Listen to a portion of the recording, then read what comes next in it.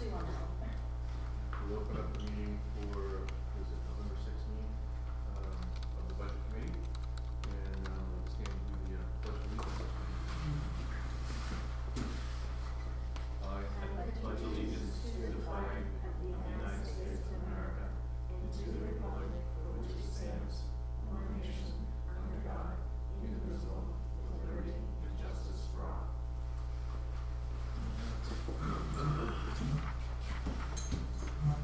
Were there extra minutes, Carrie? I forgot this. For the record, No. can we just go through quick introductions? Aaron Maxwell. Susan Wilson, school board. Tony Loomis, Select Board. Mishka Haddock, Chair. Former Jedi. Aaron Lee. The purpose of this meeting is basically to go over, we've never really had a chance to do this before as the Budget Committee, is to go through the school budget and, highlight or address any pertinent things that we see that we feel we need additional answers or have questions for and need additional answers from the school board. So this is an opportunity to just go through it, highlight what you have, bring it up, and then we can perhaps you might have some answers for us. If not, we can present those to the school board and have provide the answers at the next meeting in an effort to sort of expedite the process. So, all right. We did have a meeting last night, and we did go through and make some preliminary changes. Okay. And we also today received the official cost for Co-Brown, just came in. So we'll be making those adjustments as well. Great. Any major changes that you did last night? We brought the total budget down to $12,626,310.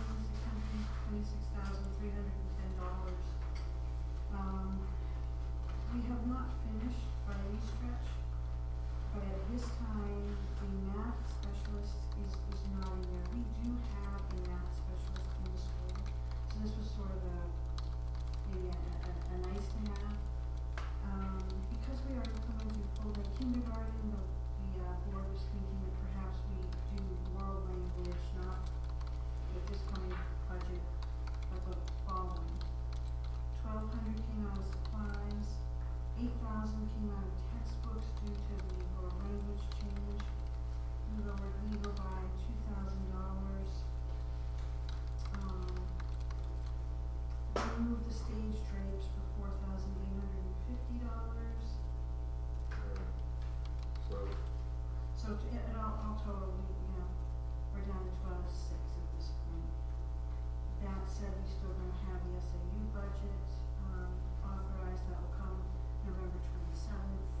And we need to add the, change in the Co-Brown piece, as well as we received last night, and I sent an email to the Transportation Committee, we received 2 bids.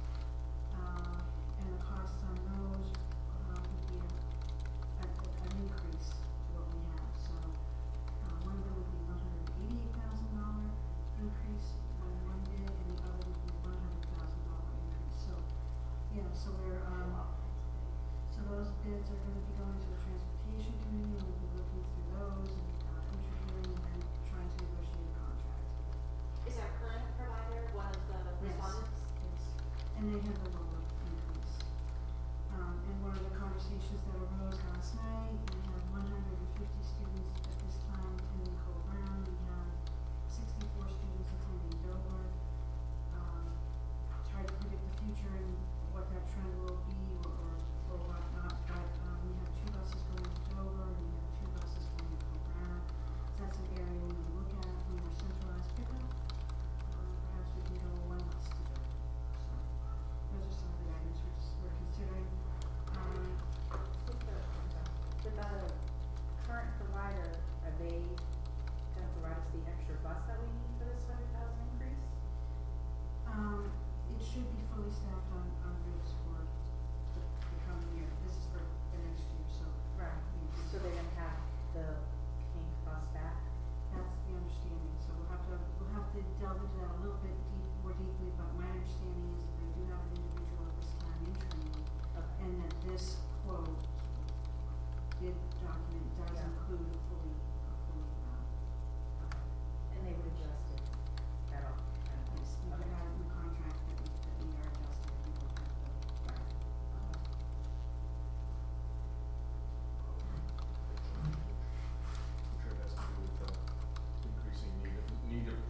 salaries just to even get drivers at this point. Yes. So we've been lucky in a way, where I realize it's difficult that we've been down one bus, but, and that certainly hasn't been ideal for those students. We have more parents dropping off now as a result, but given some of the other situations that have occurred where there are 0 buses, kids are going to school from 10 in the morning until 4 in the afternoon, and we clearly never had that situation. And we also have a bonding contract, so that might be that occurred with us. And I think Northwood is returning back to normal pretty soon, so. Yeah, next week. So That's maybe, perfect. I don't know if that's indicative of drivers They had becoming more four- abundant or. They had 4 drivers in training, and that was their issue. Dale actually, stepped up for that and had the buses, they just needed drivers, and those drivers have gone through their training, so they're good at this Hopefully point. things turn around. Yeah.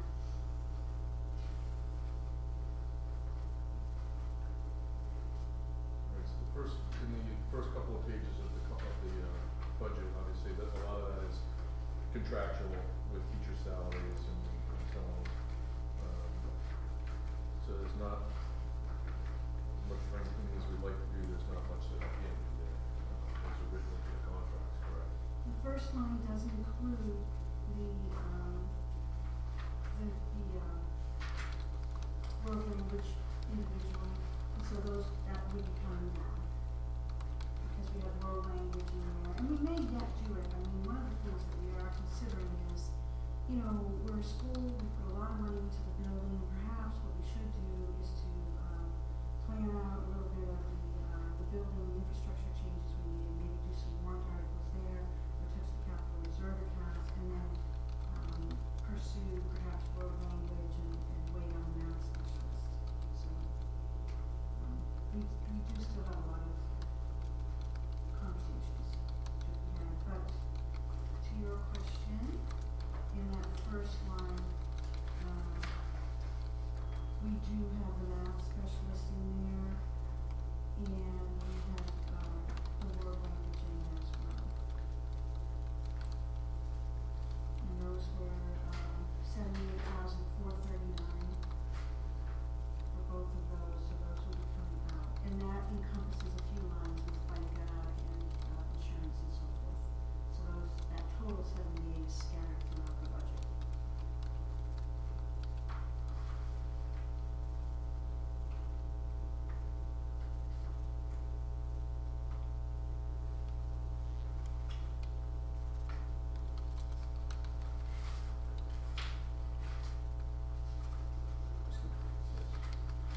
Susan, I was able to watch most of last week's meeting, but I must have missed something about what was probably said about the expected increase or decrease in the healthcare costs.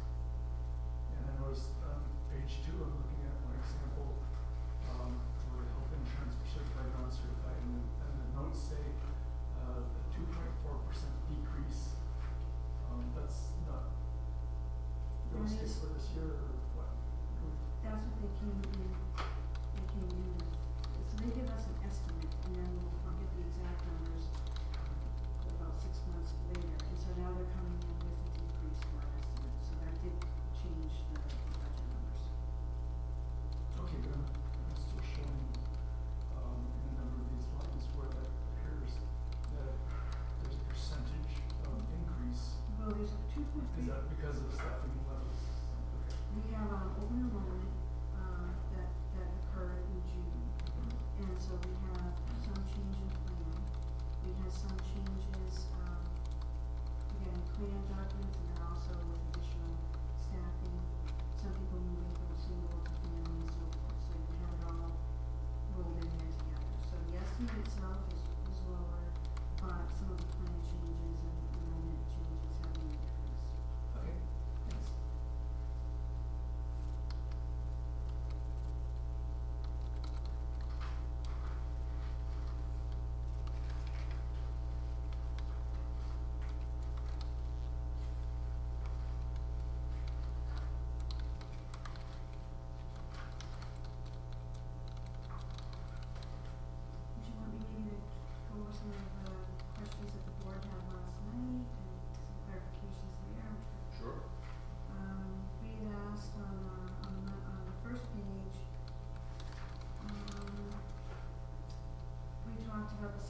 teacher salary line at $32,000. We wanted to know how often staff is out of the classroom for meetings and training versus, just, illness and so forth. It turns out to be just a nominal amount. It's primarily an estimate of time out and leave and so forth, so no adjustments there. We clarified line 115121 that, this is for 3 paraprofessionals, 2 of which are new hire to support kindergarten, and the third is just an ongoing. Those are the highlights from that page. Some of the reasoning behind math specialist removal is that A, we do have them currently, but also in looking at our enrollment, we currently have 39 students in kindergarten and 41 students in first grade. We did not always have 3 sessions of each grade at our school. It was predicated upon enrollment numbers. So given that, there's a possibility that next year we will have 2 sessions of kindergarten. We could possibly have 2 sessions of first grade as well. And so when those changes start to happen, if we do decide to do that, you could have a teacher now that doesn't have a classroom, if you will. And you could look at your whole staff of 24 and offer them training for one person as a math specialist. It would not be added. So that's sort of the thought process on that. It's not set in stone, but. And also in doing that, you open up the classroom again, and that could be used for world language or to put the health teacher in that room. And it really doesn't bring the class sizes into any problem with state guidelines.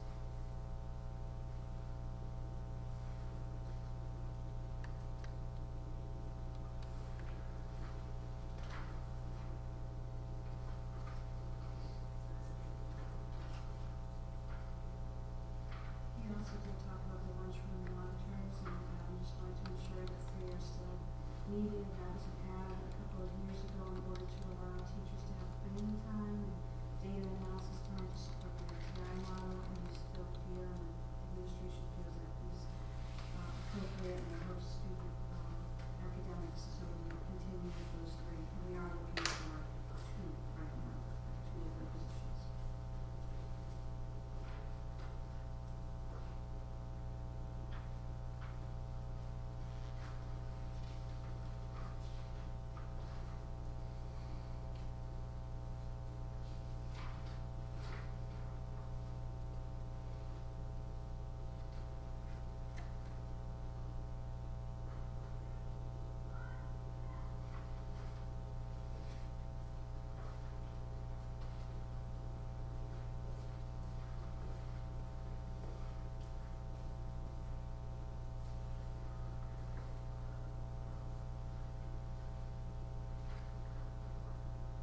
Are the classes coming in this year or next year, anticipated to be larger than the classes we currently have? On the enrollment report that we put into the packet, I think we estimated 52 grade 1, and we did that based on an average. I had done some non-paperwork there. I had done a little quick analysis myself. Typically, if you go back and you look, we don't seem to have big infusions year over year. So currently we have 39 kindergartners, and I would think we're going to see in size next year for first grade, and then of course for the kindergarten class coming in, we're not certain. We'll get a sense of that when they come in for their, they do some placement testing, if you will. And we'll get an idea at that point. But we're not expecting any bubbles in kindergarten. There's a possibility with full day kindergarten that we might be slightly increased. And it would be easier, I think, if we had preschool. Our preschool right now is in Northland, and they do a good job of it. I'm not sure that all of the townspeople take advantage of the preschool because it's not here. Said most of Yeah, it's only a partial day, there's no transportation unless you're identified, Yeah. So one of the things that we had talked about is that if we could do the full day kindergarten, that's when we were talking about some sort of structure. You could bring your pre-K students here, and then you can really work with them and have that bridge from pre-K to kindergarten. They're socialized at school, they're closer to home, and those kinds of things. So we get a better, I think, better feedback on sizing that way. But for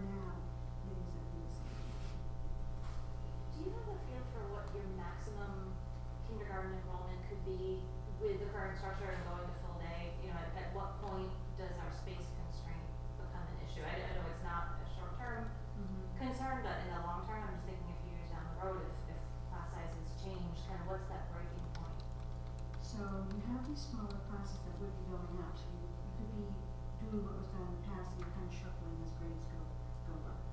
I think the state, says that you can have 25 in those lower grades, and it moves up as you go through, so, you're probably looking at like 52, right now we're looking at having, 39 with 4 sessions.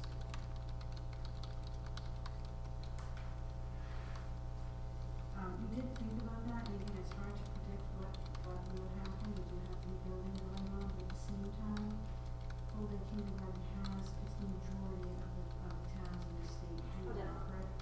So, my feeling was perhaps we're being a little bit risky, and maybe we are just pushing the school size problem down the road a little bit, but we can do it now, and it seems as though it's the thing to do, let's just get it done, get it in place, and if we have to at some point put up modules, then we'll do it, but at least we'll be educating kids and getting that full day care and the benefits of that. Absolutely, I was just trying to think, you know, How much- budget-wise, what's the worst case scenario that we could be looking at if, you know, that Yeah. bubble does eventually come a few years down the Yeah, road? and that is the concern with it, but, we did get that report done as well, and they, that needs assessment, and they did put in some enrollment numbers.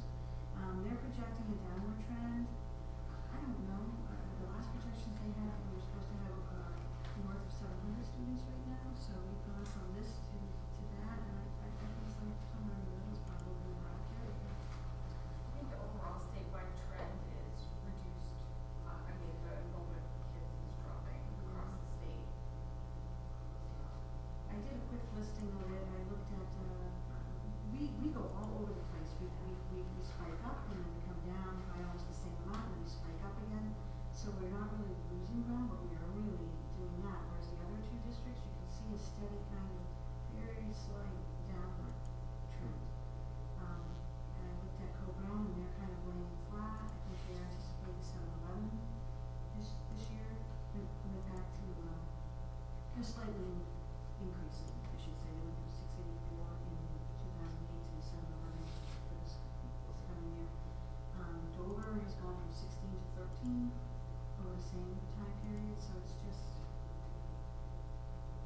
it's an interesting situation, I guess, but we're not necessarily showing a trend down yet, although our lower grades are starting to trend that way.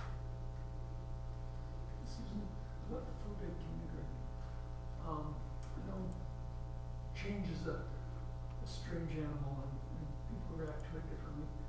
I'm just wondering if there are, potential kindergartners whose parents think that it is not time to put them in a full day kindergarten next year and transfer them to a private, kind of a half day, kindergarten instead of enrolling them in Nottingham. Does the district have any way of tracking that or knowing that they're out there and they will show up for first grade next year or anything Well, we the do. following year? There is child find out there that starts at, age 3, so you do have a sense of those populations coming up. You might not necessarily catch everything in real time as move in or move out. We have had a couple of parents express that they don't really want a full day option, and we have kicked around, maybe we could do, some kids half day and some kids full. I think the kids probably could leave a half day if the parents are so inclined, if we would have that option. But as you say, there may be those parents, I think there are some parents now that don't want half day and they send their children to full day K. I think there may also be those that don't wish to do it. The other piece is legally, I think the child doesn't have to be in school enrolled officially until the age of 6. And so there could be some parents that would wait and enroll their children at the age of 6. In kindergarten later, so it may delay some enrollment, but we haven't heard a lot of negative. We have 2 forums, not terribly well attended, maybe 30 people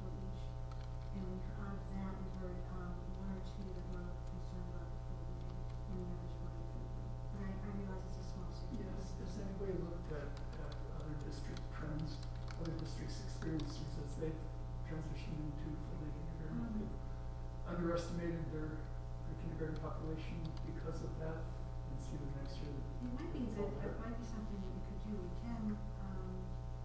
could have asked the SAU, we can get data on the DOE. I did look at our districts, cause I pulled it up, Stratford, Northwood, and Nottingham, and charted everybody. I didn't see a big change, in those no two. consistent trends. Right, but again, I'm looking at 2 out of 3 have implemented full day K this year. Northwood had an oddity with their hours right out of the gate, so, But until that segment reaches first grade, you really don't know that they weren't there in kindergarten for this particular reason.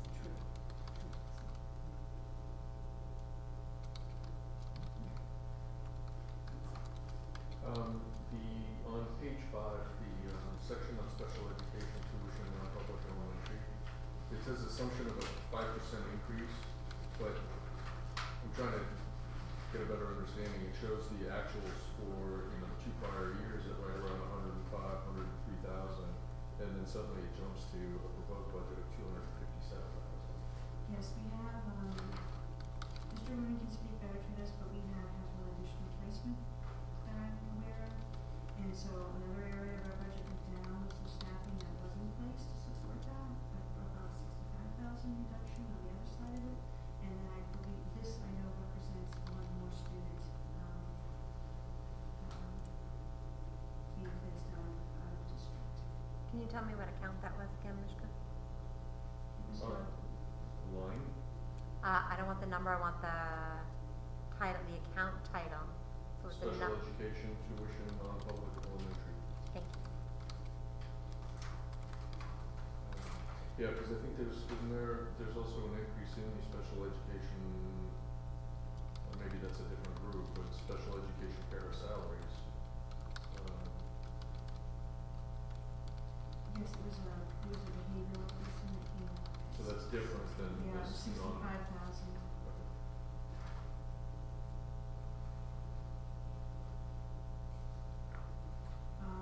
We did ask the question on that line, how many, and there are 21, paraprofessionals involved with special education.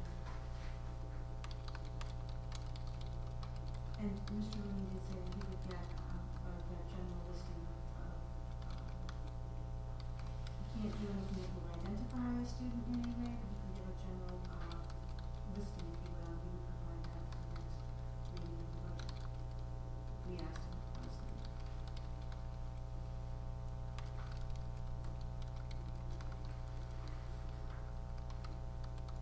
And this is based on is this number just based on this is our portion of the SAU, or is this our portion of just Nottingham? This special education piece, the special education tuition preschool line, 1,255.63. Right. That is our portion of our students that are in preschool, and he will provide an accounting of those students as well. I think we have in the neighborhood of 14 students, right now in preschool. And he was gonna break down, type of student and so forth for us for the next reading. But that is coming out of that preschool budget at the SAU level. And they're using a 3-year rolling average to, account for the cost of this one within the formula as well.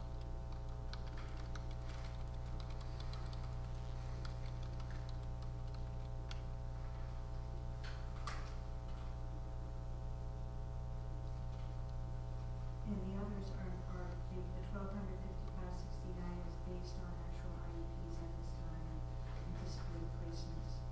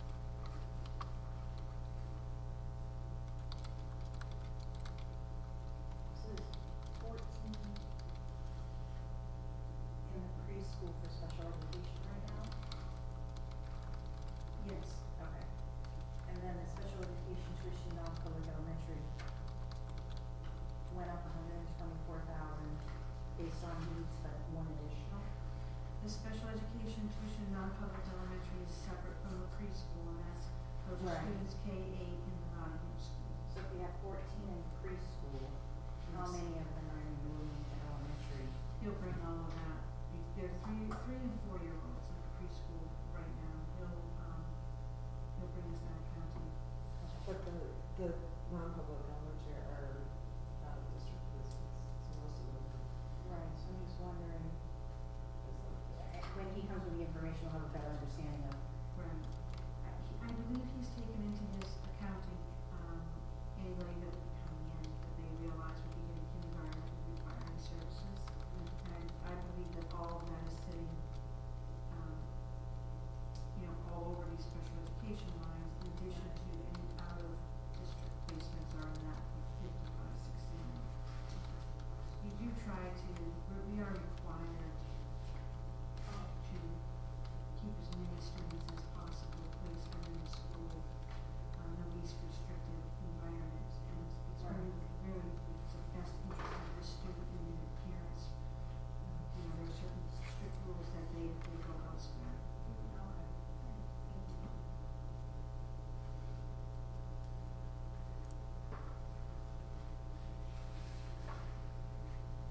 And as an aside to that, we currently have $103,000 sitting in the special education capital reserve fund, and Mr. Rooney felt that that was sufficient, for anything that would potentially arise, so we will not be funding that, or asking to fund that on the warrant.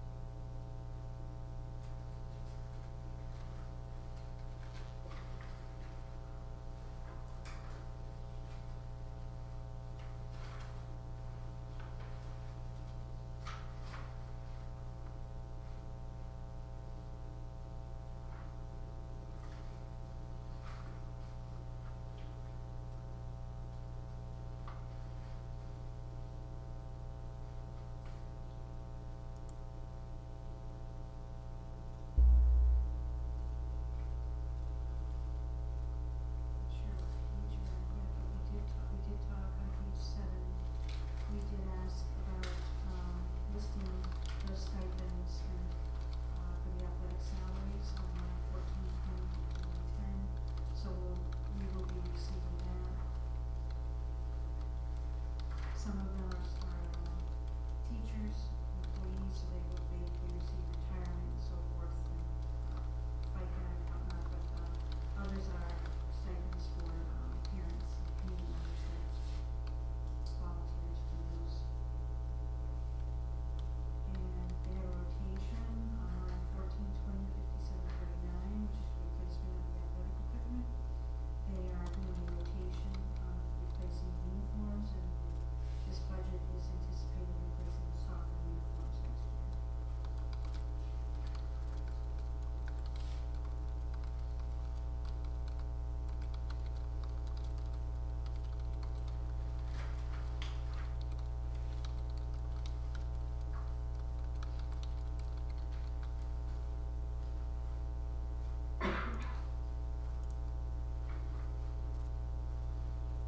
So the guidance, enrichment program that's never been used before? The guidance enrichment program we had put in place, I think, in the current budget for the first year, and we're continuing with it, and they are tapping it, for, services around those executive functioning skills, around,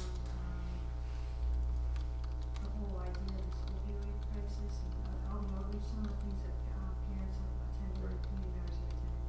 So that's, what that is intended for. And we have been sharing with the other districts as well. So, some of the payments for some of those programs have come out of their budgets and go on our fund.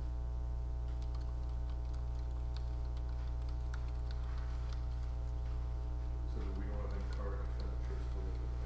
I'll double check on that. I think there were some that were. Because it says adopted budget of 3,000, but then there's no actuals. You're adopting a budget for 3,000 and then suddenly bumping it up another 2,000. Let me double get details on that for you, as to what they need to expend it. That one was level funded last night, wasn't it, Sue? Mm-hmm.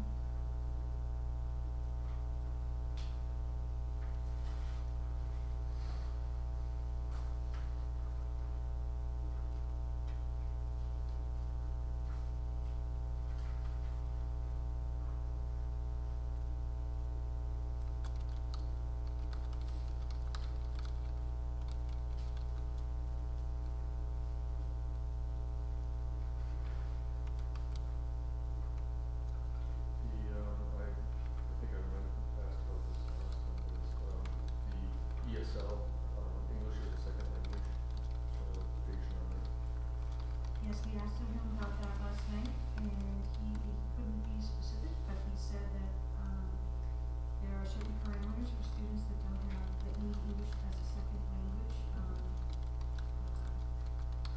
assistance, and that's what this represents. So in the past, we did not have that population, and I think we now have, more than one, that it's a new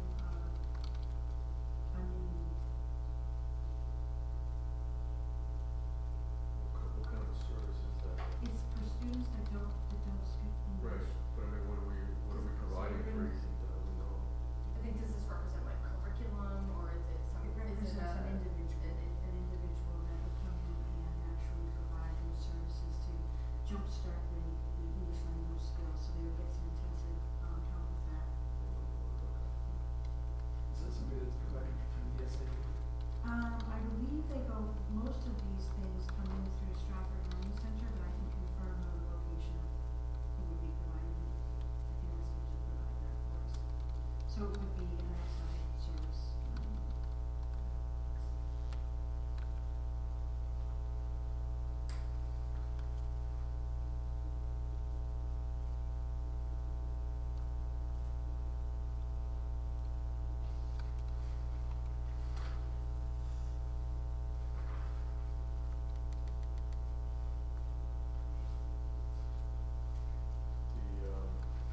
That same group there, the occupational therapist, also based on, I guess, on the number of patients or students that need that type of assistance. Yeah, I have a note here, what are we receiving for this, and his, answer to me was that it's a contracted service, and we have a need for the 5 days a week, there are no, benefits associated with it. And the occupational therapist is kind of works in tandem, I guess, with the physical therapist, we have separate locations for those services, and they're based on the current IEP needs.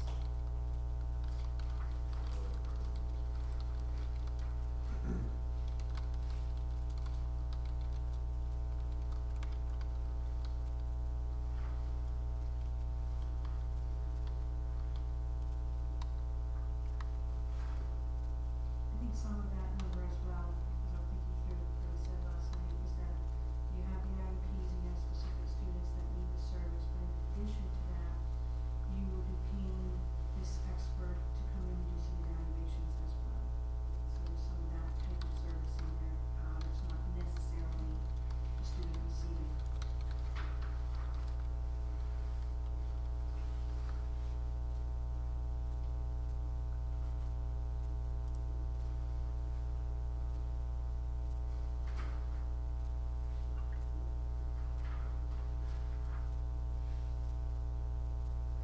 I think we talked a little bit about what would happen if there was a student who would need some behavioral support, like pulling out the behavior technician, and is that coming out of the capital reserve, or? The behavior technician line, had a specific assignment and that has changed. And so,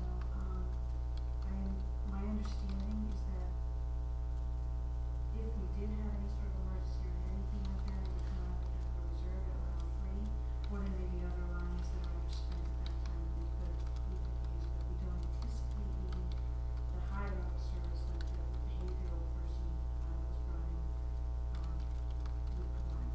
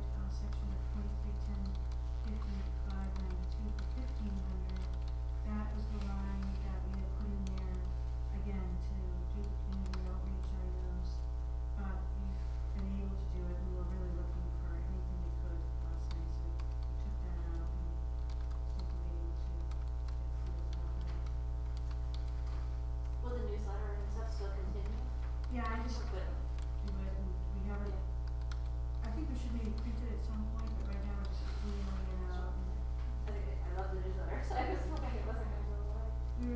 What I was thinking last night is that maybe go back to, maybe add during this period a one page, maybe comes out every other week, so we can frequent with just updates. I had a question back on page 13,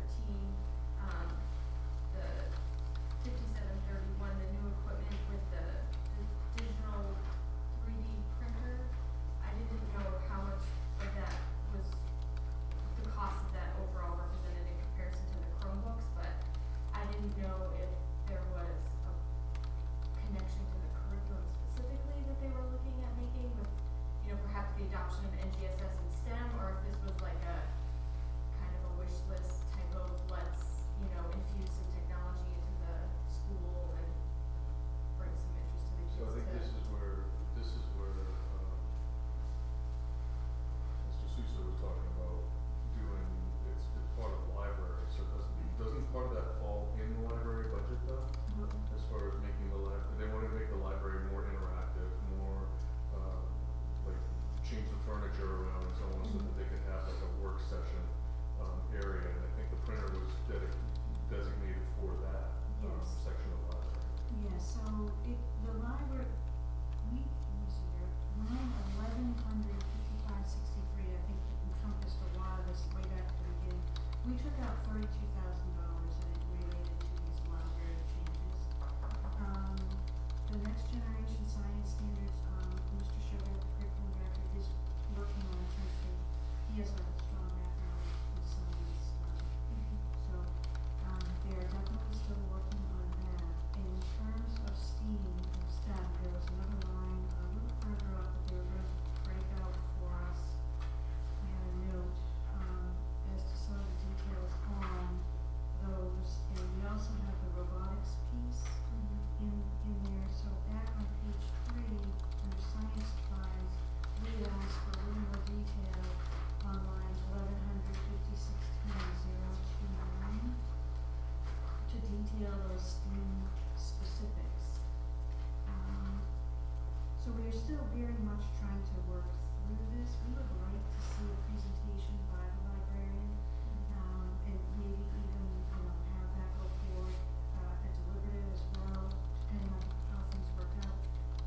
Technology is great, and we do want to infuse it, but we also think the community and the board and parents would like to know how it's being infused, what the outcomes are that are expected, and that we're not losing hands-on teaching time, you know, just to sit in front of a screen and learn, which I don't think is the case. So we are really looking for, let's talk about these goals, let's talk about the outcomes, how are we measuring it, and let's piece it in an appropriate manner. So it would make the library more of a maker space, and that's something that we just would like to see sort of laid out a little more clearly, and perhaps we do a warrant article for that. Did you say you already took out We some took or it all out of it? for now. All of it, or just some of it? We took out, pieces of it, and in total 32,053. Is that your recollection, Don? It is, but I thought you guys didn't make the decision that you would make it a warrant article? We did not. You did, okay, so it's not Yeah. final.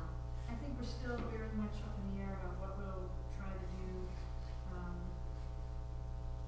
So the version that you guys are seeing is what was presented last week.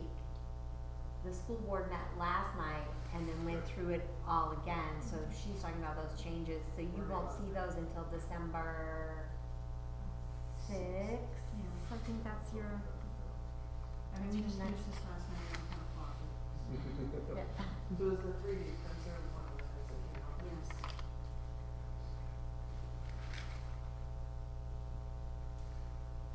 I think I guess we all talked about it, I don't wanna, I'm here to speak for the board, I think what we're really trying to understand is, you know, the technology meeting earlier in the day, we're working on the technology plan, it really does come down to what do we have for infrastructure on technology, what's it gonna take to support the academic piece, and then what's the academic piece, how do we roll it in, how is it set up, and how is curriculum going to dovetail with it?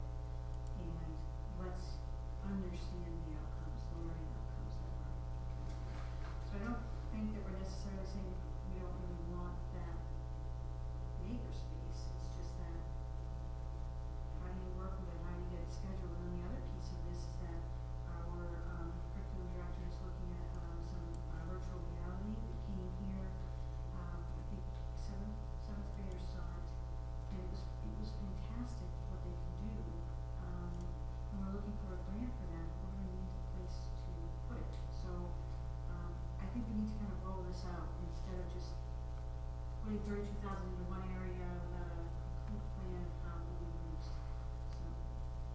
Yeah, absolutely. It's fun to have a plan with, for this, proper use. What grades will have it, what curriculum piece are you looking at, And what class is it tied to? yes. And will a large number of students get the benefit of it, or will a few enthusiasts monopolize the device? Plus, I mean, how noisy are they? Is it really appropriate to have in a library? I don't know, but I think that's something that I'm very interested in hearing our media specialist talk about, and I did go to, Kristen McAuliffe, technology, conference last year, I haven't been yet this year, and makerspace was a big thing, and they were talking a lot about it, but I am also a big believer in putting pen to paper and writing and having that skill. That's what's gonna differentiate human beings from, upcoming technology, and be good if our kids pick up books and read them and love them and still write, and obviously they need the technical skills that are required for our society, but. I think there's lots of opportunity to extend our learning and, become a little further up to speed in technology within our district, but like you said, if we're gonna get all of this equipment, is there a plan for how they're gonna implement it, and what are those learning outcomes that they're tying them to? My son would go crazy over all of this technology, and so that would be wonderful, but at the same time, what are the practical, applications of it all at this point in time for what our current capacity and skills are within our staff as well? That's true. That's really true. And so we've talked about this 2 years in a row, and we still don't really have a firm understanding of where it fits. I'm sure that the administration does, and the librarian certainly does, but I think it's something we should probably lay out a plan for. Definitely, and I think I wanna bring back up what Tony mentioned, at the last meeting, which is, sort of a computer, life cycle plan, if you will, so that everything is properly funded as the years go by, because we know how quickly these things, they're updated the moment you buy them. Everything has a shelf life. Yeah, and so having that kind of plan in place obviously makes tremendous sense for when you're looking at such a drastic, it's a heavy cost item on all budgets. Right, so I presented that last night to the board, and they're going, the administration is gonna look at that. The way that I believe we talked about it was, we wanted to get an understanding of, like, I heard software versus hardware, some of the, total expenses versus the monthly type things. Yeah, what are, one-time expenses versus, because it was subscription fees and things like that you constantly have to upkeep versus, you're buying a router for $300 and that's a one-time fee for the next 5 years. But then you've got the software and you've got the what do you call it? Subscription fees. Subscription fees, yeah, for antivirus and whatever else that needs to be included in the whole thing, so. And I think you wanted to try to understand a little bit about the infrastructure itself, in terms of how the plan is to build it out, to expand bandwidth and so forth, versus, so there's the technical piece of it, and then there's this is all the academic stuff we're doing with technology. So if we want, a Chromebook cart with 25 Chromebooks on it, what does that require in bandwidth? And how are we planning to pay for that? Okay. And we had a conversation last night, maybe backing down to 50 instead from 100. They seem to That was think that. gonna be my next question, because I know he had talked about a step up, you could go from 30 megabits to 50 megabits, and then it jumps straight from 50 to 100. Yes, it's all, it's wonderful to go straight to 100 in order to compete, as far as the statistics are concerned with other schools. But does it make sense to, what's the incremental cost when you jump from 30 to 50 and then from 50 to 100, and does it make sense to postpone that a year,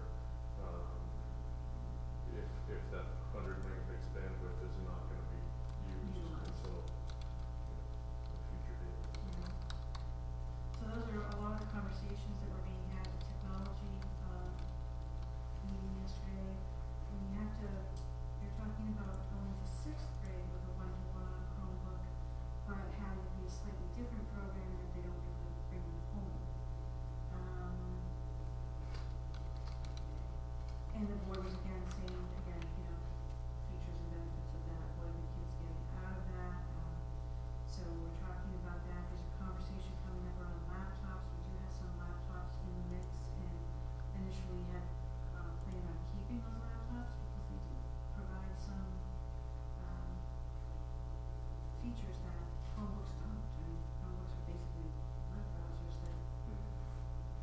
So that's another conversation because the laptops are more expensive. Personally, I think some of the things on laptops are worthwhile, especially for the older students. I would love to see our kids coming out of eighth grade understanding the Microsoft products and being able to be intermediate users of it. That was one of my recommendations way back when we first started exploring the idea of laptops, was to have the simpler devices for the lower grades and the more contemporary devices for the older kids. Yeah, and then, you know, do little kids need Chromebooks with the dexterity of their fingers on the small keypads, or do they need iPads? And so these are the kinds of things. So are the Chromebooks for the sixth graders, did you keep that in for now, or just? We made some adjustments, I think that one's still up for conversation. We did make adjustments to the lockers definitely, because they wanted to replace lockers and we just, I think that we can live with the lockers that are there. And so but right now, the Chromebook conversation, I think we did not come to a final decision on. So the idea in the tech plan that is expiring this year is that there will be one-to-one in the school for, overall, for everyone.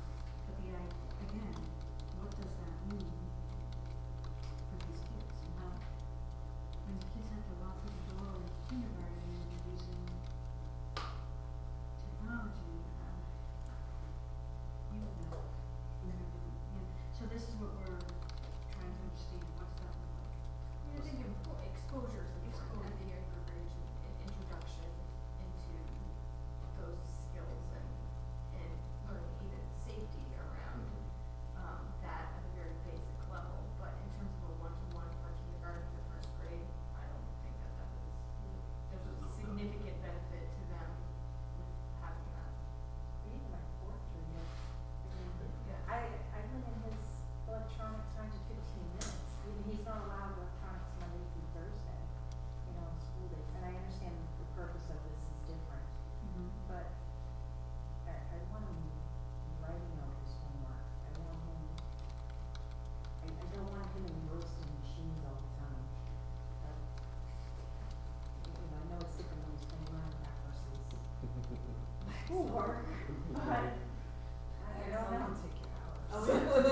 Oh, no, I'm very familiar with that. And he loves the Prodigy game, you know, it's a math game, but it's still a game. He's learning math, but even that, I still try to restrict the time that he has. I think there are different ways to learn, and there was a study that NPR had recently on the radio where they were talking about people that write notes versus take notes on their computers and the retention and how dramatically different it is, because there's a way that your brain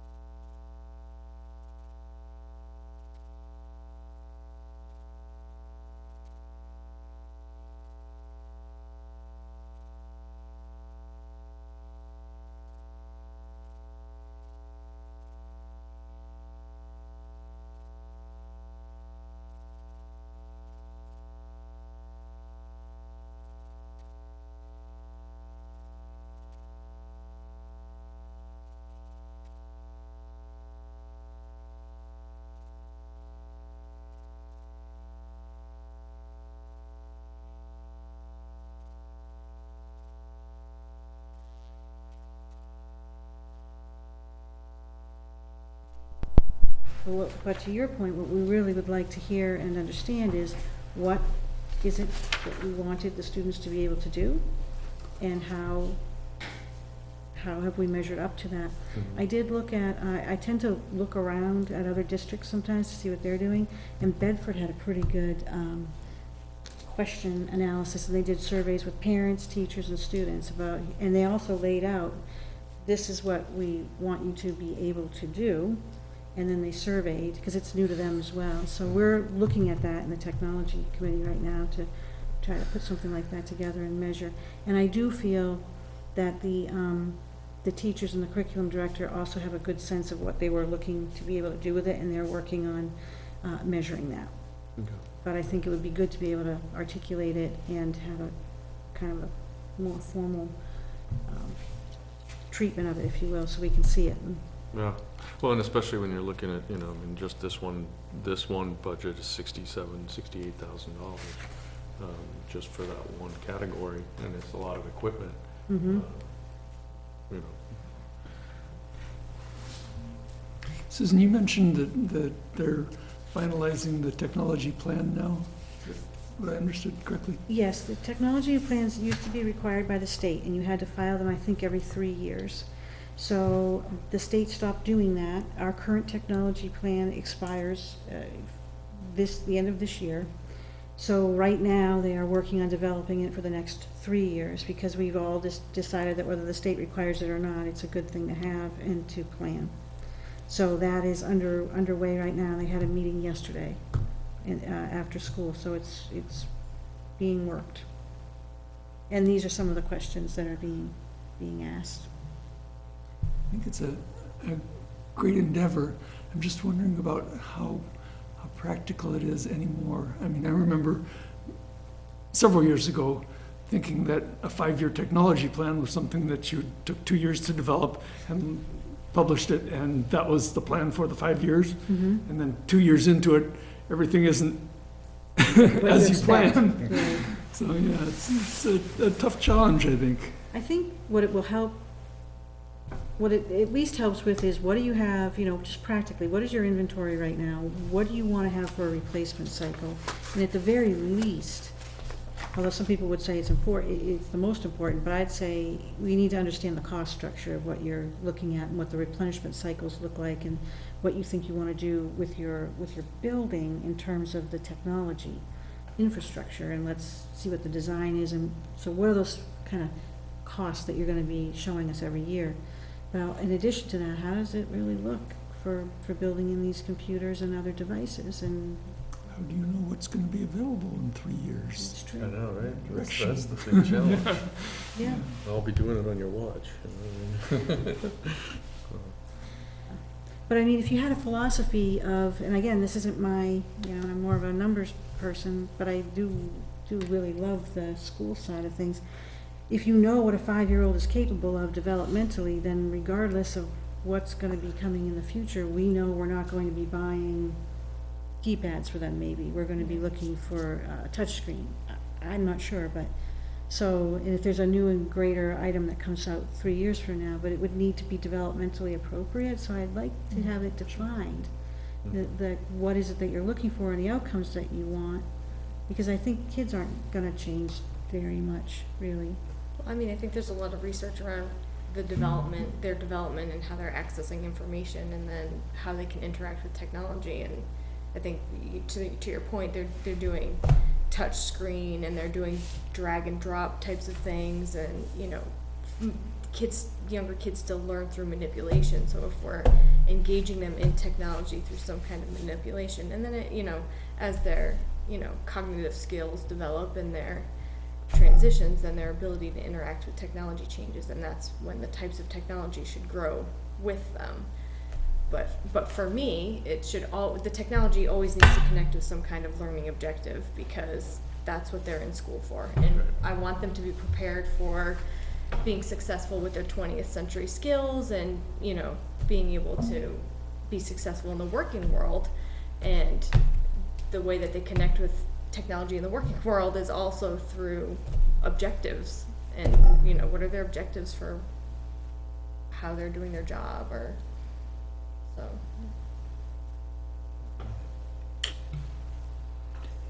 tough one.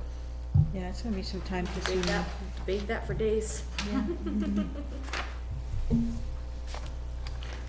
Quick question for you, I don't know if you can answer it, but on page 16, it's the SAU expenses. Yes. It just says SAU expenses, and it doesn't elaborate on what all that is and so There's on. an entire budget for the SAU. We have two budgets at that level, one for the preschool.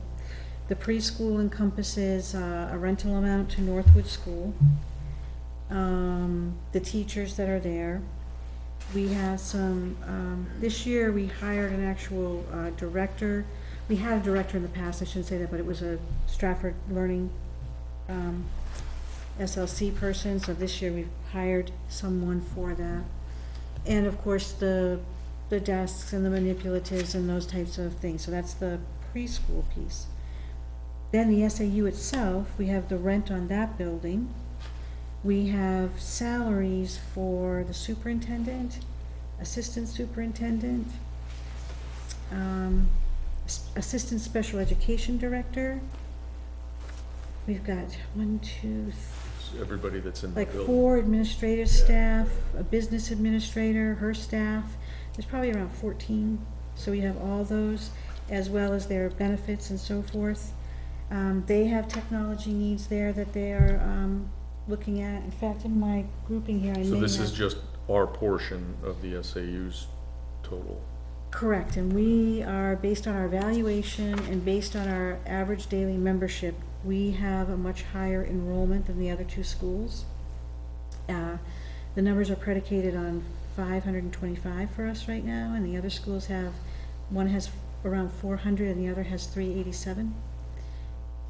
So, and then our valuation of our towns, and I think our valuation, it's always trailing, so they're looking at 605 up at the SAU for the valuation. And again, those other towns' valuations are smaller, so we are pushing on 40% of the cost of the SAU, at 38 point something and change that we pay for the SAU. Okay. Now, there is a tab for the SAU budget. Will we ever get to see a copy of that? Yes, we'll be voting on it, November 27th. I actually have a copy of the proposed, I can look for it while you guys are Oh, no, just- perusing, and I can pass it around. I don't mind doing that. Let's see what we got here. That'd be part of the December 6th. We'll get a copy. Yep. Yeah, okay. Let's see here. Proposed budget, so this is, rough right now, obviously. But the proposed budget total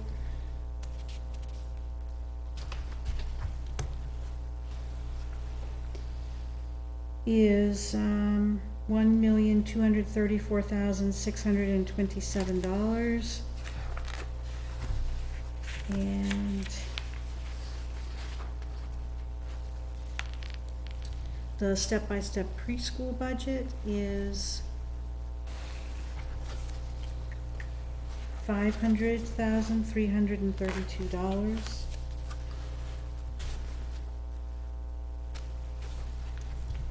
And we'll be having a public hearing on the 27th on that. Trying to see if I got any other. The other piece there that we're really working on is that the SAU is different from, the districts in that we cannot carry funds over from period to period, but the SAU can hold on to and accumulate, unexpended amounts, so their surplus amount. So, we have a surplus in both the preschool and the SAU at this point. They would like to retain, a fair amount of it, and I think the districts would like to divvy it up and bring it back. So, we'll be talking about that as well. We're gonna be waiting until, the auditors complete the, year ending June 30th, and then we'll know exact numbers, and that will be a conversation. So the thing that we need to determine is, do we wanna put it into revenue as anticipated revenue? Do we wanna plan for it coming in, and how much can we can we bring back to the districts? And it would come back with the same apportionment that we pay in, so we would, 38 point whatever % of it would be, ours. Does the school board have any, I don't know how to say it, the right to question or request that lines get adjusted, or if they're they're holding on to so much at the end, you know what I mean, like, Well, some of it, we What did control do you actually, have? we did ask for an analysis of that surplus, and a lot of it related to the health trust, payments that had come back. So we have that broken down, and we can bring that to you if you'd like, at the next meeting. And we do actually go through the budget there, just as we do, at the local level, so we do have some, there's been a lot of conversation there. I think the the superintendent is interested maybe in a different building. Looking at that, there had been some movement there, looking at some of that. The technology piece, they would like a part-time technology director to be kind of a desktop and help them with certain things there on that. So that's, So do we get a vote on it, or is it more like we just say this is what our preference would be? we actually have We have a vote. we have a joint board that's comprised of all 3 towns. It's 15 members. I'm the chair of that board. That's a challenging, all 3, but it's good. But yeah, you have some districts that really want to bring funds back and hit the tax rate locally. Mm-hmm. And others that would like to leave it and maybe look for another building. And Nottingham always, and everything there falls into the middle. We're not really, so I think we're gonna be getting some money back though. That would be my vote. I want.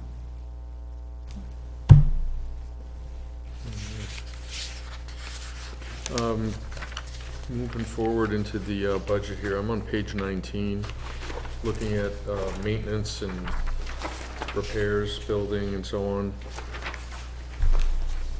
There's again, I guess, talk about the library, an AC unit for the library, and then there was some comment about replacing the carpet in the library. Has that been budgeted? I mean, is there a quote for that already? We put it into the CIP, Okay. and the genesis of that was that the carpeting, people are saying that the library from time to time has a certain mustiness to it, I Odor. guess. And they're not sure if it needs AC, to keep the books from becoming damp. So I went back and looked at an old facilities plan that I have, which is right here, and it has since been updated. We just got that last night too, but it shows that the carpet in the library is original to the building.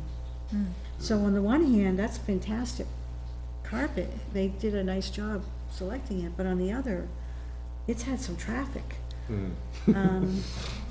So it's in the CIP right now to be funded, not in this budget, but, so again, the CIP is also a moving target, but. Right.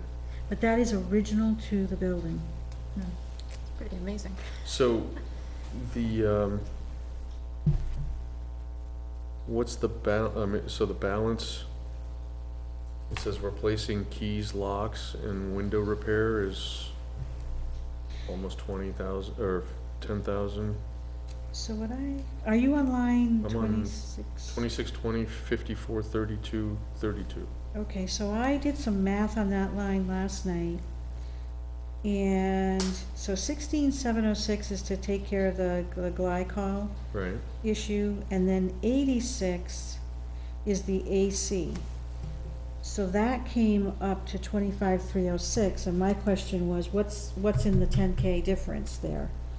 Right. And so essentially, the way they explained it to me is that they are continuing to improve facility items in phases, and that they're going about certain window repairs. We do have, the windows are original to the building, and we do have window repair, I think for 31,000 in the CIP, not this year, but next. And the decision has been to not replace the whole frame, but to replace just the window piece and the Is it because the seals have popped? The and stuff seals, on there them? is the Okay. word, yeah, the Yeah. seals, because some of them are starting to show the, Yeah, they, like the gas or, yeah. right. And they're original, and their life, I guess, was initially, they've exceeded their life. Right. So, we talked about taking the 86 out of this line, the 8,600 at this time anyway. Where is it? And we're still gonna do the flush. And it was determined that the 10,000 is definitely earmarked. And it should be left in place. So they're going bit by bit with the keys and the locks on each of the classroom doors and just doing a grouping every year. And the same thing with their electrical and their lighting and so forth, they're just phasing, month to month. I do think they have a plan on that, and we can bring that if anyone's interested in seeing. There was some talk last year, about the security system at the school and how, you know, that's when we were all started talking about doing the double entry, bless you, the double entry, and, I guess some security cameras and so on and so forth. And one of the questions came up was, is there, in the security system, I guess, is there a way to know when the doors are open? So, for example, the back door where we drop kids off, in the morning, if that door is left open, is anyone made aware of it?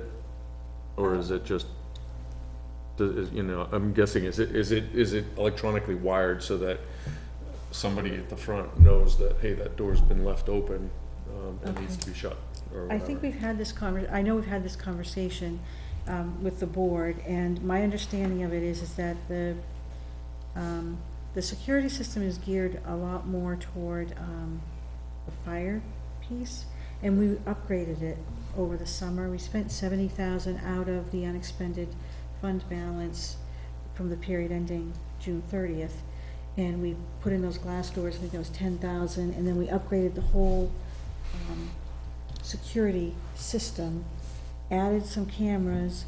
Mr. Sousa's looking at a grant to add more cameras around some strategic areas. My understanding is that the doors remain locked, and they monitor those that are open during, when the kids are moving about, and then after that, they're locked again. I'm not certain if they're wired, but I can find out. Yeah, I know it was a question that came up, and I was just curious, because, you know, there's obviously quite a few entry points to the school, and some of them that are just not, they're not watched, you know, regularly, so. That, and then we do have camera presence on some of those, Okay. so.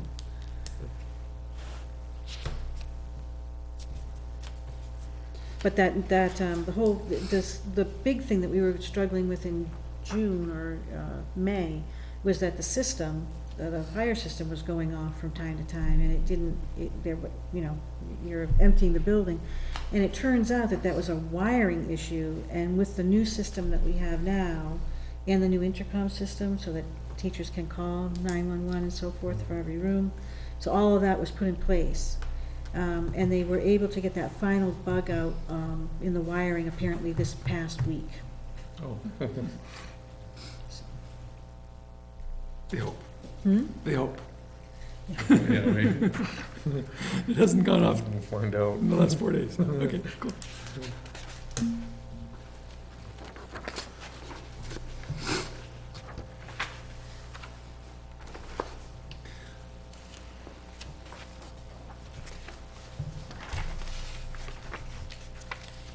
I had a question on page 19, the rubbish removal line. Just looking at the amount of money that's been spent over the last 3 years to pay for the rubbish removal, would it be practical to just buy a vehicle and ferry stuff to the dump? You'd get a 5 to 7 year lifespan out of that vehicle for the same money. I'm making a note. Custodians can drive it. Oh, right, okay. I'm talking There like may be commercial. insurance involved and all that Yeah, stuff too, but it, you know, commercial grade long bed with a high back on it that you could fill with junk and the recycle bins and whatnot. It's a thought. So making a note, would it be cost effective to have a vehicle? Yeah, instead of paying a service. So we're paying, what, $885 a month, and then another $195 for the recycle? And I think we're making some trips also at this point to the town as well, my understanding. So I can ask that. Hire the town highway department to run a truck over there. Yeah, pick it up on the way.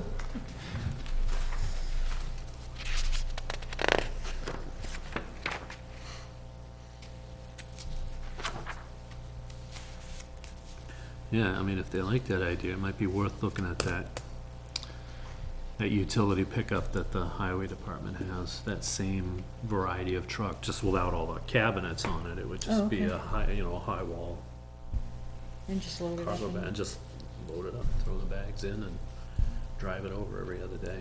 To the town? And the town can take that kind of I thought they only took recycle, they take trash? Oh, yeah, I bring my trash every Saturday. Okay. Yeah. Wonder if they would have the restrictions on the clear bags and all that stuff. Oh, yeah, well, that's. Yeah, they don't really, well, yeah. That's They don't have I It's got restrictions. actually yelled at, easier so. to get the commercial bags in clear plastic than it is The residential. residential. The kind of clear bags, like the ones at Gooch's that you get, you know, or whatever, they're like bread bags. You put 3 things in them and they rip open, you know, so.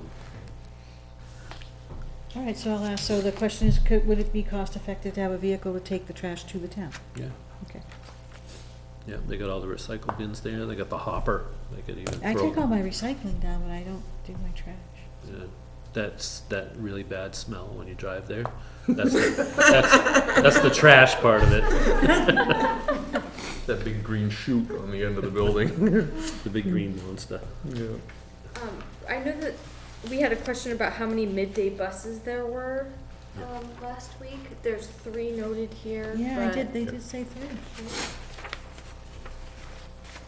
So will we be saving, since we're not midday transport anymore, for the full day? Excellent. It still went up 100? Hmm? The bid still went up 100? For fewer buses. So the bid took that into So- account? We just got the bids last night, so, I have them in my car. I put them in, and I have the soft copy, which I'm gonna send to the transportation committee, but I haven't read them yet. I did look at a summary document on them. I don't know if I brought it in, but we need to look through all that and try to determine what's Did there. they know that there was, did the bid? I know the midday runs are there, because we didn't ask them to exclude them. Okay, all right, that so there'll be includes- a so there little might be bit a of, little bit less than. okay, Yeah, yeah, okay.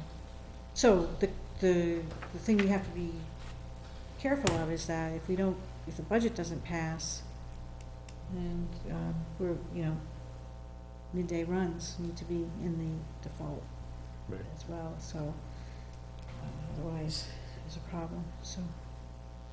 Okay. I know, that's,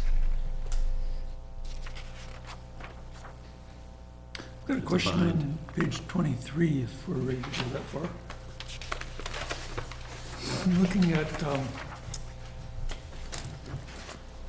where was it, the supplies. This is food service supplies. And they're looking for $3,000 more this year, 100% increase. Looking at the actuals presented, doesn't justify $6,000. I'm just wondering, maybe this was discussed last week, and forgive me if I have, Mr. Souza did talk about this a little Okay. bit. Yeah, but I don't remember what you said. No, what was there was something about milk, I thought. It was, Milk got removed. the to a s- milk got broken out for the food and Yeah. milk non-program, so that's its own separate Yeah. line item. But as far as paper goods, plasticware, cleaning supplies, and other doubling like that from, an actual of 2,500 to now suddenly 6,000. yeah, and you look at all the history there, and there's nothing that approaches Yeah. 3,000 even. Yeah, the answer that she gave on that was that last year Stratford had had an audit done on that by the state. And one of the items that the state noted was that you shouldn't have these paper, plasticware, so forth, listed with the food. So they pulled it out separately. Yep. And the reason it's higher is that it's now has these other items in there that weren't there before. You're close. So there's now 2 food and milk item lines. One I think says food and milk. Yeah, and there's the food one and right milk, and below then it there's says food and milk non-program or non-program. something. Yeah, Marjorie explained that that audit that Sue references indicates that in order to qualify or get the funds from the free and the reduced program, they couldn't buy certain items, so things like donuts for breakfast or other items that aren't, whoever they are is within those guidelines of that Right. program. Preclude them They from that. had to funds. be pulled out, so there's the. So donuts are no supplies? Right, so there are the love approved it. program food and milk items, and then the not approved food and Okay. milk. But that still doesn't, that doesn't doesn't cover the answer his supplies, there's the supplies Yeah. category Don't that's just remember odd, so. supplies. Donuts are supplies, I get it. Yeah. Anything in last week's Donuts notes are supplies, specific to the right. supplies. I didn't take notes on it Necessary either. equipment, yeah. So that 1,000 that Donna's speaking of came out of 5220, 5630, and went into 5220, 5630.01. But that does not address the $3,000 increase from 3 to 6,000 on 5610. Right. So I will take that question to Marjorie. Okay, thanks.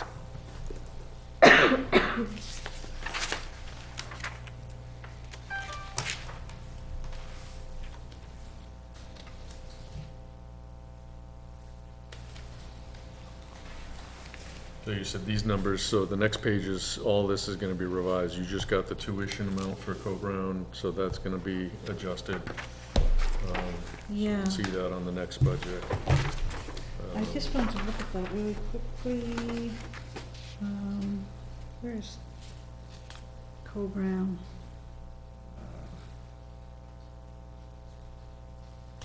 High school. Going through the budget, I'm just trying to see if it's, page 24.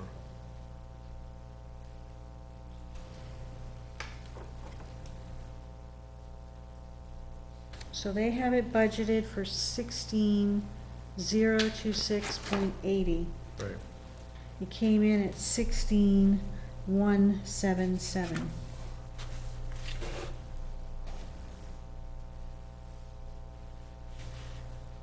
So it went up. A little bit higher than the estimate, so we're gonna have to, we'll be up there. And then we did remove the anticipated move-ins last night because they had, talked to some current homeschool students who intend to remain homeschooled, so that, So Came that's, down. that line is not the whole thing, but we the 32,000 basically. took out, yeah, that's the 32,000, that came out, 32,053 on 11, yep, so that's, That comes out. yep, 32,053.60.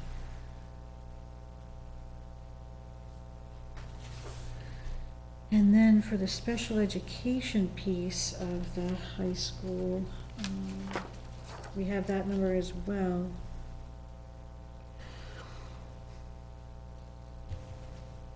Let's see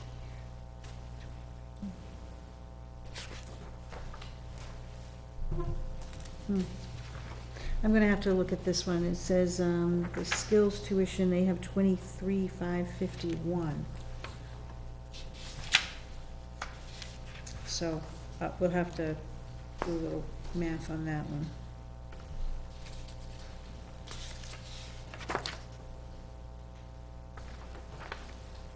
Because these notes aren't really chewing up to what I'm looking at here, so. What account was that, Sue? 1,255,63,061. That account name? Special education tuition dash Co-Brown. I don't remember that Yeah, we didn't. Because they were meeting last night, we didn't have any numbers yet. They just arrived today via email.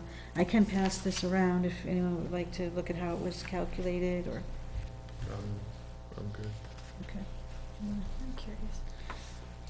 So we'll update that. We're gonna have to update transportation, and we'll update the SAU.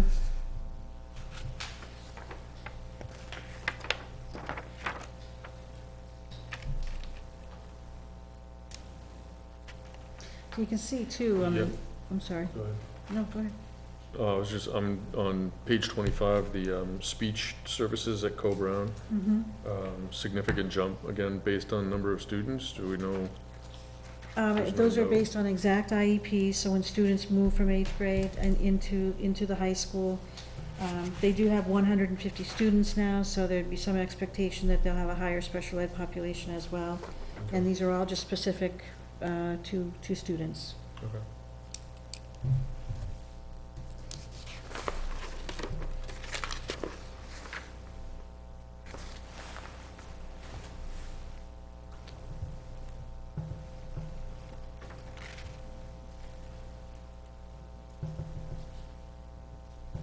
When does Dover give us the rate for next year?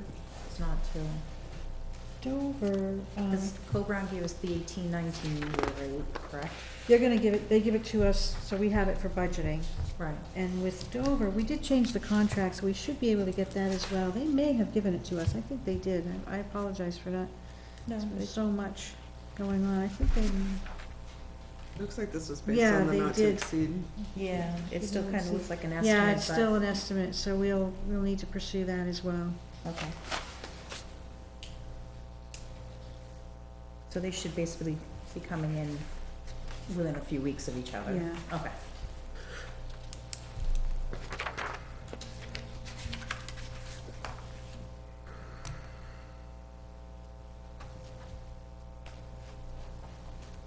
We used to run with that one with an estimate right past the whole budget period, and then we'd get it well into Yeah. the budget, so.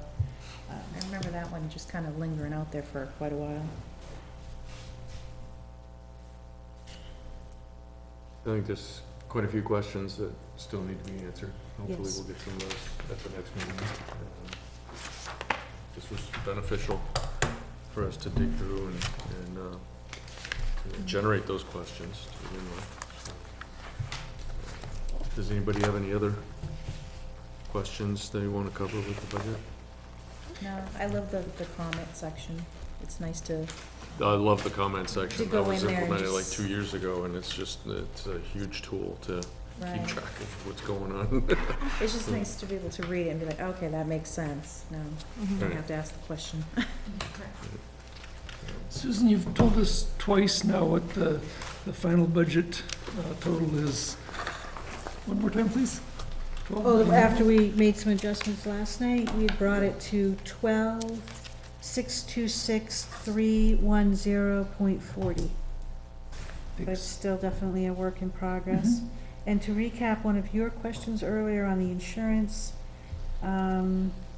the insurance rates that do not exceed estimates came in for our current year that we budgeted for in our current budget. 9.3% was budgeted, however, the actuals came in 3.1.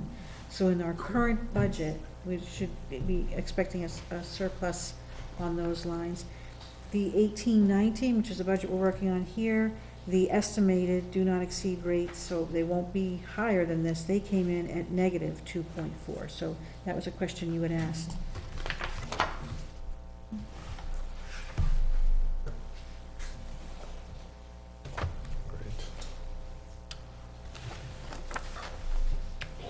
Oh, and I think I neglected to mention the propane piece. Did we talk about that? Okay, $9,000. that was, almost 10,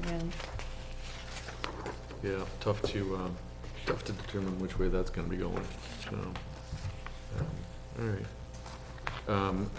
Any other, next item on the list is general school updates. I'm sure you've covered just about everything. And we had our meeting last night with Co-Brown. They offer us meetings twice a year with their full trustees, Barrington, Stratford, Nottingham, and Northwood. They talked about the senior experience there and what they do with the portfolio and guidance and so forth, and they gave us a handout on that, which I can share if anyone is interested. They talked about the current incoming freshmen and their preparedness level, and they said it's a good class, they seem to be on track.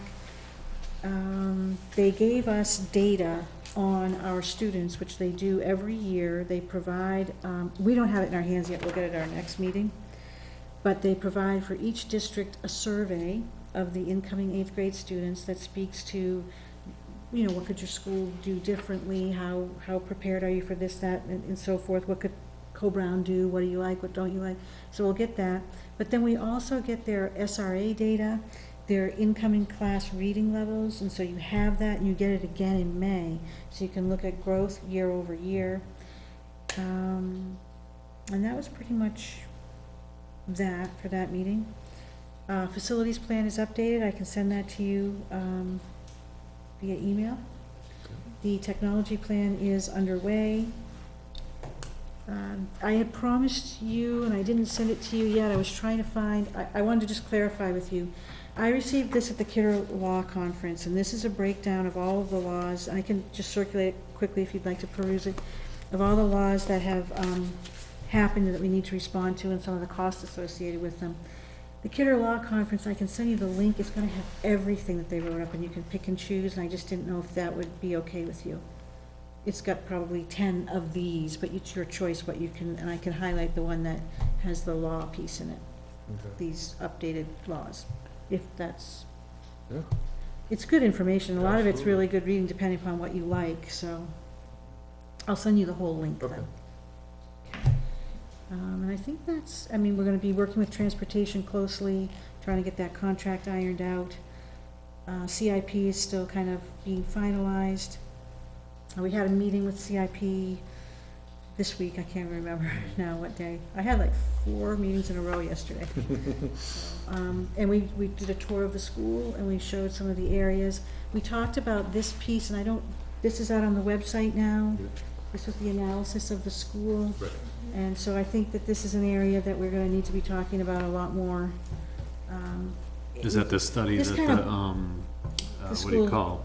School Administrators Association. This is Impact the, fees. yeah, so this bumps up the current building against the programming needs, and they kind of lay that out, so, we've done everything I think we possibly can to open up rooms in the school and knock down walls, and, we're still not at capacity based on the formula that they apply in the state for a building, but yet, we don't have space for some of the programming things that would be beneficial, so it's a nuanced conversation, and it's like, you know, I think this is an interesting thing to at least look at and see where we fall on it. Right.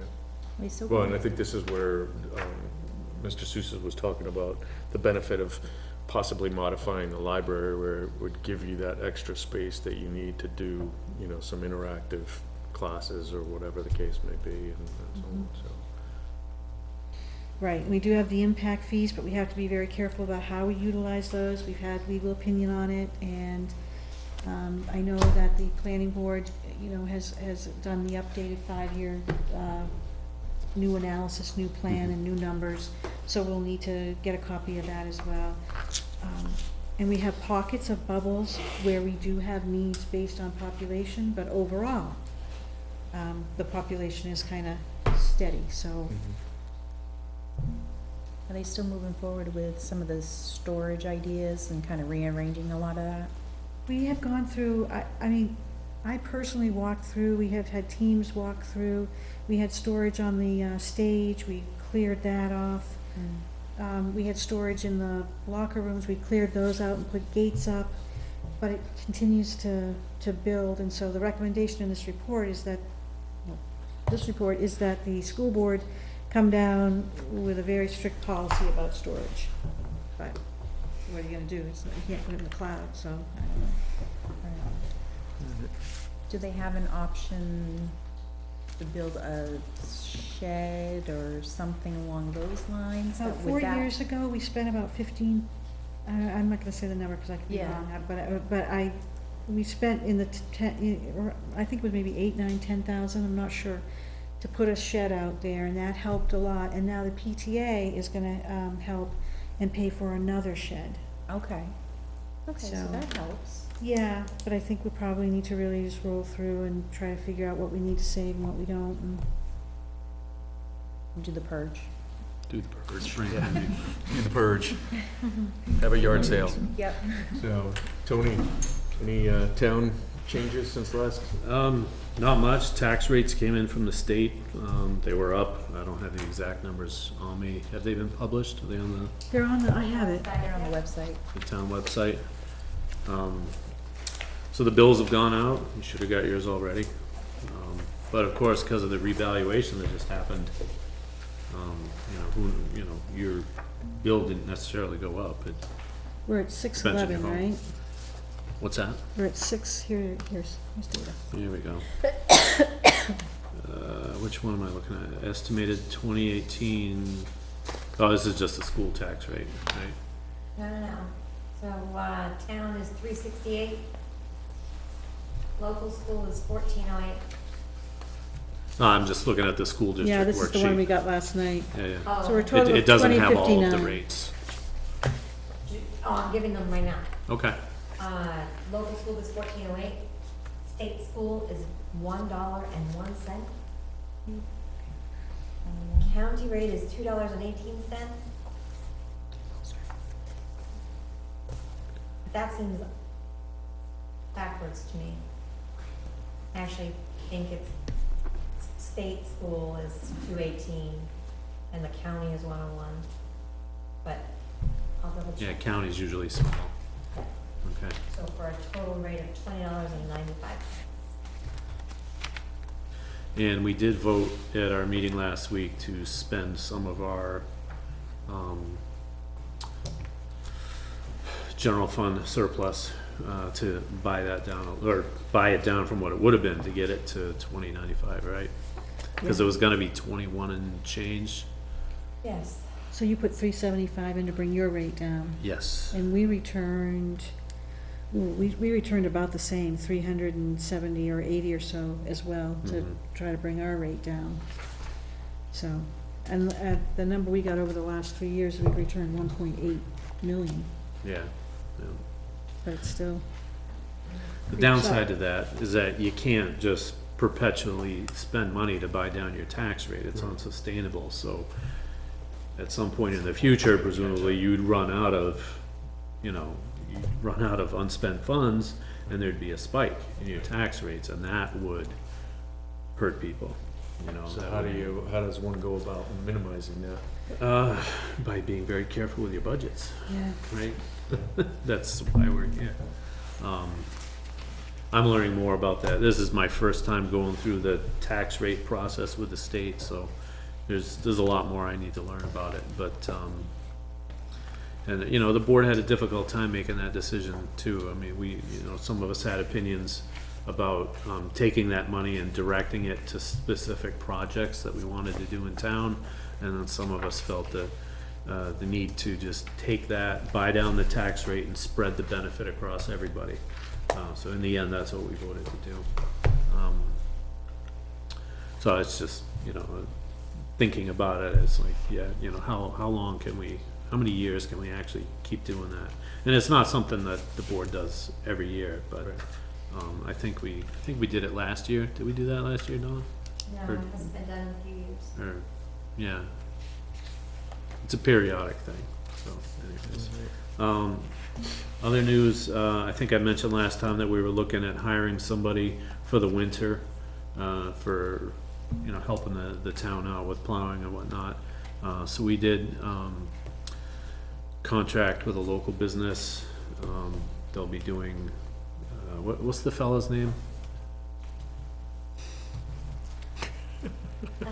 Come I wanna say Dombrowski, is that right? Oh, Jim Rob. Dombrowski? Rob Yeah. Dombrowski. Rob, Yeah. okay. Champion Construction. Yeah, So he'll be doing some plowing and other winter logistics for us. He's actually come on as a part-time salaried employee, I believe that's what Chris said. And it'll still, ultimately, it'll still be a net savings from, you know, having that public works director position staffed. But I imagine as the winter, as we get into the winter, we'll look at reopening our search for a public works director, so. But for now, we're covered for the winter, so nobody has to worry that their road will be unplowed. The recycle center's on autopilot, In terms of, directions, yeah, I mean, they're fully staffed. operations. Yeah. Yeah, I mean, the, you know, the, what do you call it, the swap shop is a recurring headache, but I mean, it's, you know, nobody is stepping forward to help with it, help run it, help manage it, you know, until that you know, and it was, we had to shut it down because it was dangerous and it was being abused with, you know, toxic materials being dumped and, you know, garbage being left and things that should have had a fee paid and whatnot, so, I mean, until, you know, until that changes, and we come up with a more sustainable model, it's just gonna have to stay closed, you know. It was never intended to be something that the full-timers had to monitor, but because it was being abused, we didn't have anybody to put into monitoring it. We couldn't just hire somebody to monitor the swap shop. That wouldn't be sustainable, it wouldn't be cost effective, so, just had to shut it down until things change, so. That's all I got. Next item on the list is, approval of minutes from November 9th. Nice lengthy one. Take a minute or two to read through that.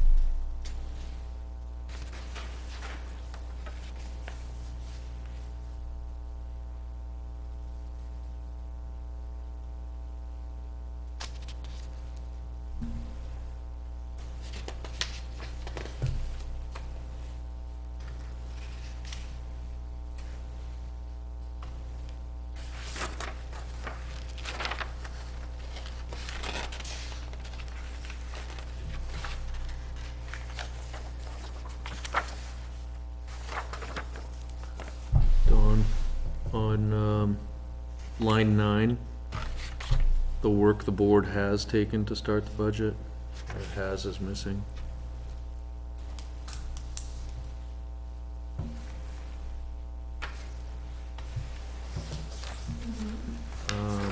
Line 17, counts and the budget will be adjusted as needed.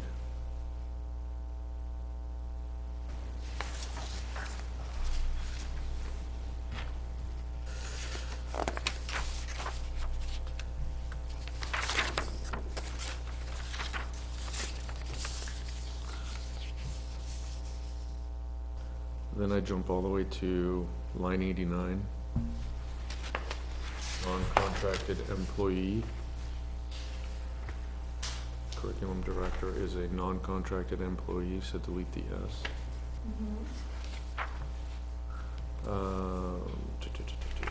Line 96. It says, provide space for hands-on type activities for building activities. I just remove the for building activities. Hands-on activities, period. Perhaps I could just make on 89, our curriculum director is an administrator, just like the principal. And he does have a contract, but he's non-CBA. Non-CBA. Non-CBA. Yeah. Just the teachers and the parents have the CBAs.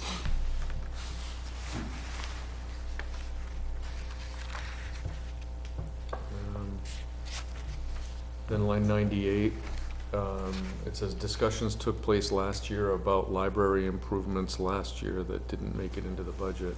That first last year should probably be taken out.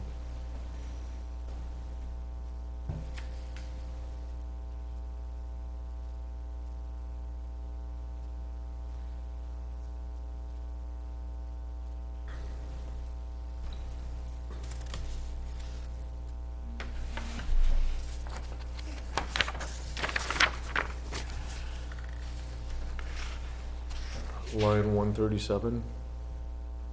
Says Mr. Sousa reported the school utilizes, I believe it's supposed to be fertilizes. Or Mr. Sousa reported the school fertilizers are similar to what other schools use.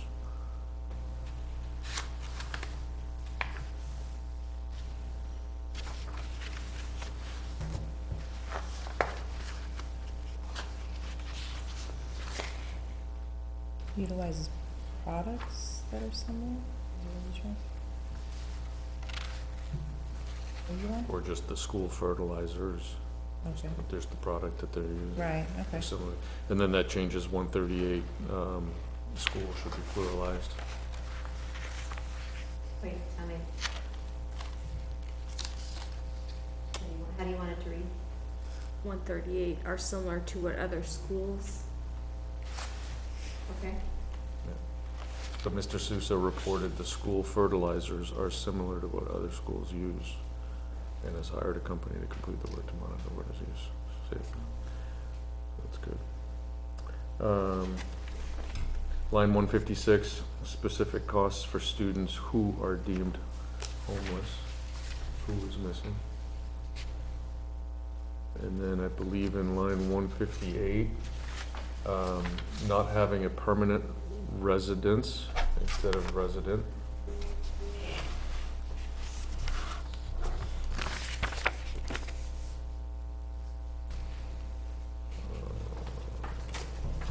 Line 165, it says items, I think there should be a that in between, like items that would not be covered.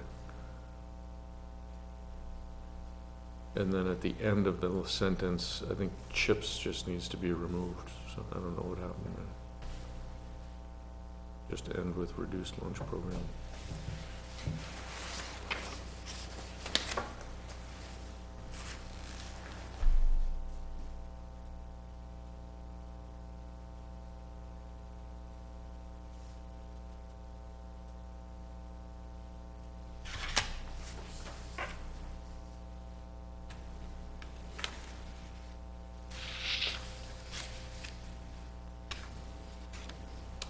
Line 175, after, I think it should be Dover period, and then delete in addition to the increase in the tuition amount, just because the sentence starts on 173 and says, Ms. Snow stated the 24% increase in the Co-Brown tuition total is for an additional 20 students that are expected to attend Co-Brown rather than Dover, period. But it goes on and says, in addition to the increase in the tuition amount. I think I was trying to say that the tuition amount increased Yeah, there's an and additional the total Co-Brown amount increased because of the tuition increase and the number of students. I think that the biggest, yeah, the idea is that the biggest percentage is due to Okay. enrollment versus tuition increase. Gotcha, okay. So both changed. But it doesn't matter to me, you can No, remove it. it's fine. No, I was reading it a different way, that's all. Do you want me to clarify it? I think one thing on that line on 175, it was stated the Dover tuition amount decreased a large amount to account for the shift. I think maybe calling it the tuition amount, I know it identifies the line, but it seems to indicate that their individual tuition amount is reducing, which it isn't. So Maybe just the overall total Dover Dover amount? cost or something. Or just say the total, put the word total in front of Dover tuition amount. Or, yeah, That way you're talking tuition. about the total for the total line and not the per student rate. Does that make sense? I'll clarify those. Yeah, so I just wouldn't wanna give anyone the impression that the tuition is going down. Right. Tuition account? Right. Maybe just the total Dover tuition expense, Okay. overall expense or something is decreasing. Yeah, that's better.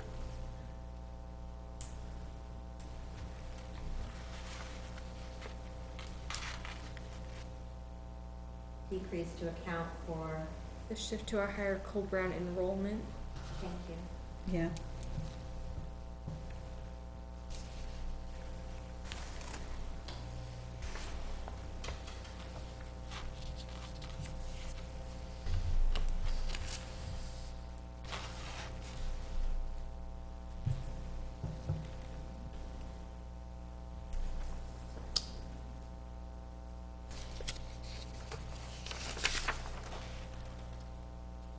Line 227. In order to focus on snow removal related needs. On is missing. 227? Yeah. And then on 228, all town departments or department should be pluralized.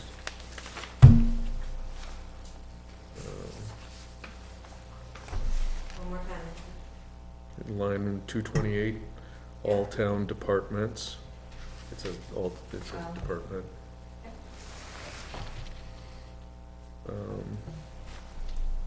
Line 233, it says, Mr. White asked about how to move up the important of installation. It should be the importance.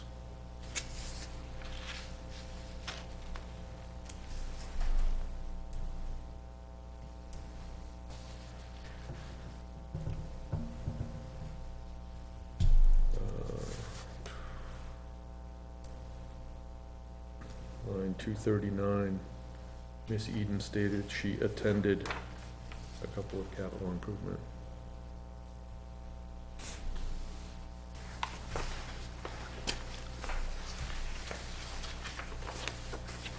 I'll just shift that review and just go to the next. Maybe. Hmm? She was supposed to give a review tonight. Oh, right, yeah, next week or next meeting. Your next meeting is December 7, which is the first draft of the town budget. So do you want me to add it and then you can decide that night whether or not there's time to do it? Yeah.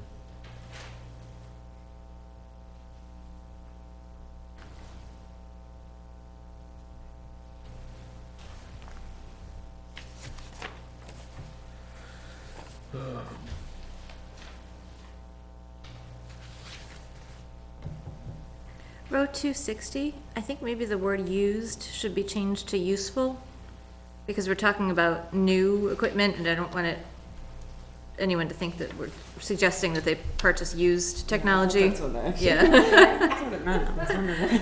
Yeah. Yeah, so something's gonna be, Yeah. it should be, necessary or. Yeah. something, yeah. Yeah, we're not buying any.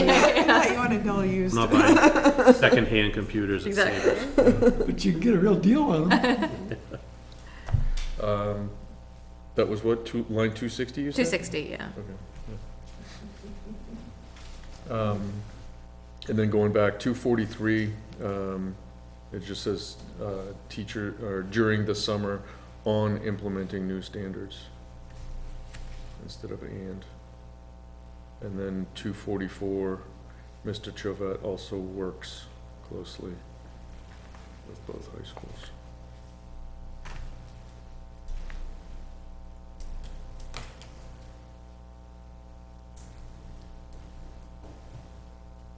This is what happens when there's multiple meetings, conferences. Yep. and- Oh, you did a great job. Any other changes anybody has? Do I have a motion to accept the minutes as amended? Motion Actually, to, So I got another, just, 266. I suggested implementing a life cycle planning program.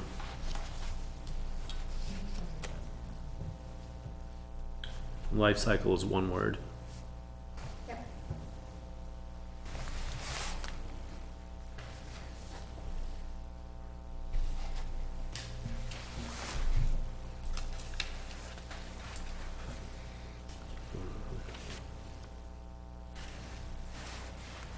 That's all I have. Now do I have a motion to accept the minutes as amended? Motion to accept the minutes from November Ninth. 9th, sorry, as amended. Second. All in favor? I wasn't there. Oh, you weren't You there. can vote. You can, you Oh, don't okay. have to abstain. All right, I'm in. I guess I will abstain. So do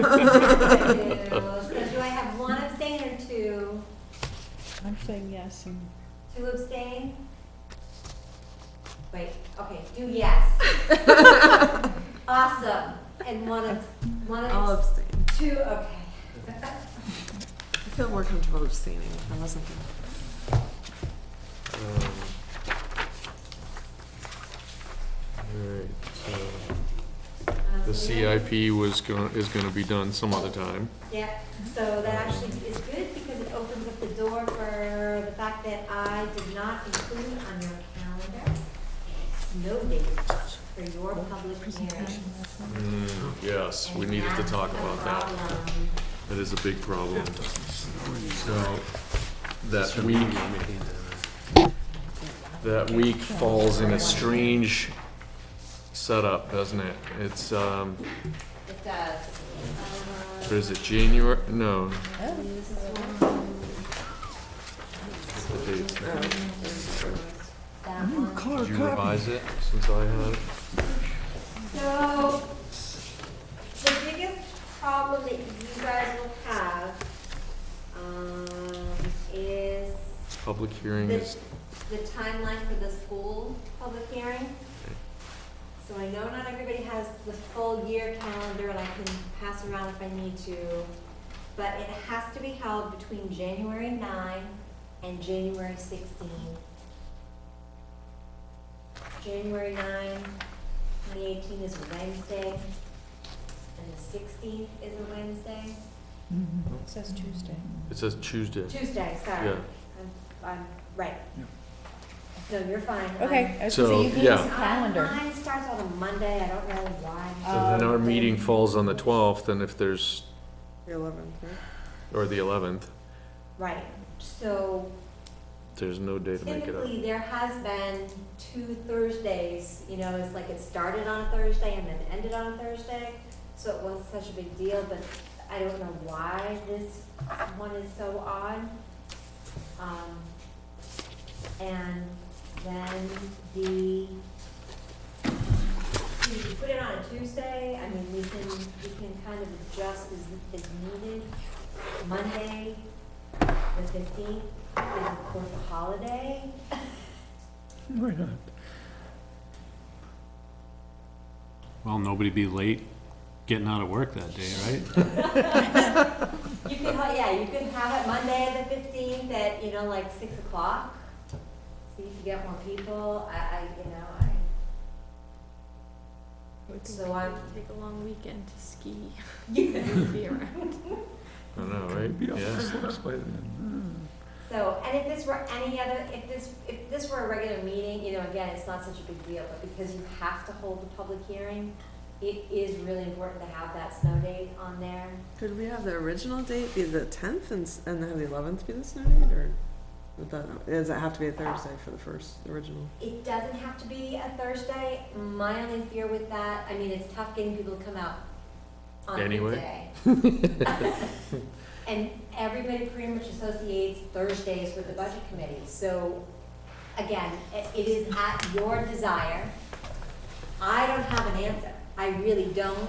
Like I said, normally it is a Thursday to Thursday kind of thing, and there is some flexibility in there. And we But- could do the 16th, but then we're really stuck if we need a second snow day. What if we did the Tuesday the 9th? I mean, that's the very first day, right? And then have a snow day as Thursday. As the 11th, yeah. Oh, I mean, that's the only, Tuesday the 9th is the hearing date, and then Yeah. 11th is the snow day. And we just have Or to we could have advertise the it. Monday and- night snow day and just hope it doesn't happen. Yeah. I don't know. We could look at the extended actually go forecast like- and say, no, we're gonna cancel Tuesday the 9th anyway, cause it might snow, and then know that Thursday's gonna be clear. So, again, we don't have to make a decision today. If everybody kind of wants to look at the calendars, we do have a little bit of timing also because that second week is the planning board. I could bump them. Their planning board meets on the 2nd and 4th Wednesdays of the month, so you can't do those Wednesdays, you can't do the second Wednesday. The first and third Wednesdays of the month are already the school board, so you couldn't do the third or the 17th, doesn't matter, so that's fine. So it's a space issue, I mean, it's just, I don't, like I said, I don't know why this year, these days are just, even the deliberative session, you guys had a tough time if you went on a Tuesday, you started on a Tuesday. Yeah. So what if we set the snow day as the 16th, but if we saw on the weather forecast that that's not gonna work, you can't change it? The deadline, and Yeah. it's. No, I mean, could you go earlier? Like if we saw that it was gonna snow on the 16th for some reason, could we move it to Monday? You have the filing. Yeah, but then you're the- never gonna get people here, and that's the problem. We have to Right. have people here. It How has many to be days before do posted you for have to so post? long in advance. Right. It's in the Five. So, newspaper I think the and- only, honestly, I think the only snow choice we days have still is to do Monday, Public as to hearings, do yeah. Tuesday the 9th as our meeting night, and then a snow date On of the Thursday 11th. the 11th. Yeah. And then that way, yeah. then Well, that way, you can if we had a advertise- snow then day it's on the a s- 11th too, then, I mean, could you? But then that way then you you're can still- Have advertise the it that way Friday and and say, Saturday. because you can't just bump it forward. Well, you post it, when you You post the snow date, day you with post it for the 9th, With a and say snow date. snow date of the 11th, and another snow date for the 16th if necessary. If it was, Yeah. yeah. And that And way, we've never done that, we've never never had done to, and that. I'm Right. not, I'm afraid, again, you change things, people don't like change, and they're used to seeing this and this. Yeah. And when you start throwing multiple dates in there, then it becomes the, well, what date is it, and I came on this date, and you weren't there, and it was. I'm going to Florida. Could you convene the hearing on a snowy day and then close it and reconvene it? You can. If you really, like, if you really had to, if you had it on the 9th and the 11th and something happened that, like, the weather's still bad on the 11th, you could convene it and then reconvene it. And I technically, I think that Yeah. Carol is right, I mean, you could, so just imagine you did it on the 11th, snow day, snow day was the 16th, your last day, that happened to be a snow day, I think that if we could get a quorum here, you could open, and then close and reconvene, or not close, but you, or Reconvene. whatever the language Adjourn. is, right, Right. until the next day or whatever, but I'd have to seek, I'd have to contact the NHMA. Okay. That was. But I don't think you need to post 2 snow days, I guess is my point, like, Yeah, I no. mean, I don't enough of think us have 4-wheel That's drive. that adding we to the can get here. confusion. Yeah. Okay. No. Are there any other meetings on the 9th that we need to schedule around? Is it totally wide open and clear for us? Tuesdays are typically good, and any, except for a zoning board meeting, and I could bump that down to Yeah. 2, Room 2, yeah. they're fine. I wouldn't even have a problem telling Joanna no zoning board meetings on those Tuesdays, so. Okay. It is a 7-day, I just checked it, it's a 7-day notice period of each hearing, not counting the date of the hearing, so, Right. Right. Okay. And I account for those. yeah. It doesn't say anything in there, Sue, about, being able to postpone it, can you open and then reconvene, or? I don't think my calendar does.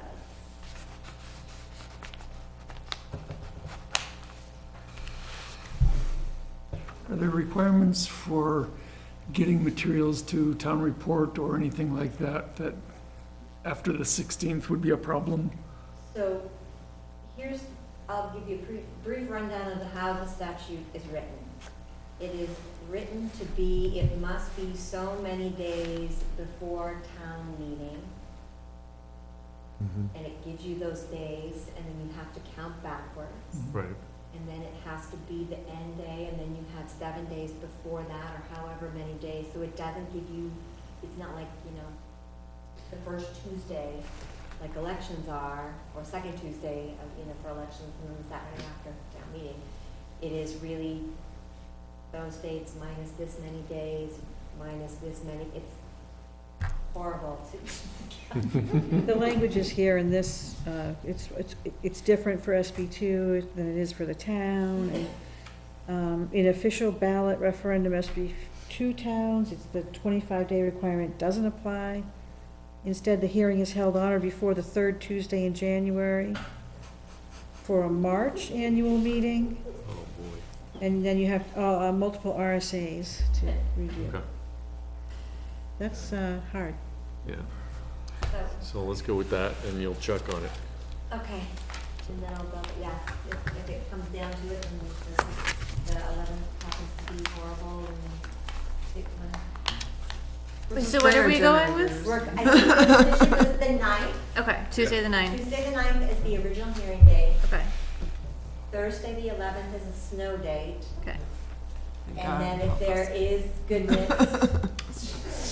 More snow. We'll bring our generators. You guys are like, I know that New England did, you know, got spared the tornadoes from, and hurricanes from like Florida and Texas and the fires in California, but we're not gonna get hit. New England's staying. mildly. And so then that also applies for snow day for the town, budget, which is not, as difficult.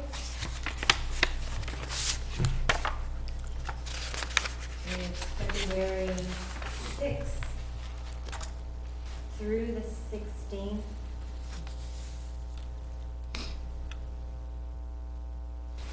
And so right now, you're on the 8th, and you could have a snow date of the 15th. Oh, yeah. I don't believe that's any holidays on here. Valentine's Day. Let's make it on 14th. and Thursday, not- So Thursday, February 8th? It's already the your day. Yep, Yeah. that's the date that's listed Okay. as your primary. Because I'm just looking at the Yes. calendar below, and it shows the 8th on a Wednesday, not a third. Oh, wait. Oh, it's got, My Starts calendars are, Monday. it Yeah, starts it's on it's got Monday. Saturday and Sunday at the end of the week. Yeah. It's Tricky. It looks like a, Very It was not confusing. intentional when that happened, and then I couldn't fix it, So I and feel I like- just said, Go yeah, with it. Tuesday. Plutonian calendar. yeah, to me, Sunday's the first day. Yeah, of the that's week. a, I love those I automated did Word those- documents, but. right. Yeah, that worked. I think The that's, 15th is the snow date. I did those for a customer one year, and they got February so 13th. annoyed with the fact that Saturday, Wait, what Sunday just were at the end happened? of the week. February? Just like, I don't know. February 6th, so- Yeah. 15th? I think February 15th would be the snow date for the town. I did the wrong Oh, one. it's So like- the public Yeah, hearing, it was so we're gonna do the horrible. 8th and then the 15th. I think that's what I she won't do said. this again. You said the 13th for a snow day on that? No, 15th. 15th. Oh, the following Thursday. Yep. Okay. Yep. Good.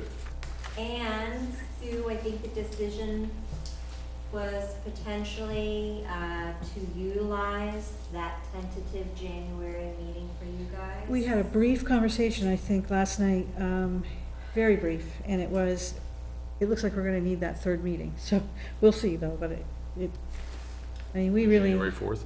Yeah. But we can see how it goes at the next meeting. Yep. Just make sure you guys keep that one open. All right.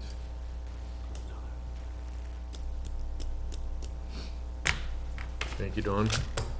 Roundtable, any topics, questions, things that people need to bring up?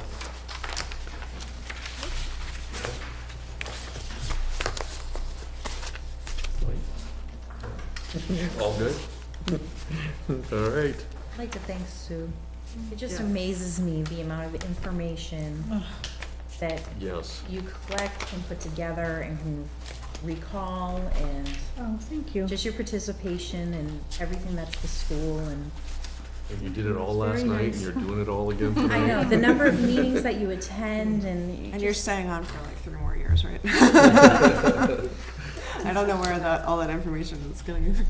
I know, and reside. that's exactly it. I mean, just it's just amazing the information you have, and then also you, John, and like, just knowing, you know. Well, thank you, it's very kind of you, I appreciate it. No, I feel bad. I walk in here almost empty-handed. I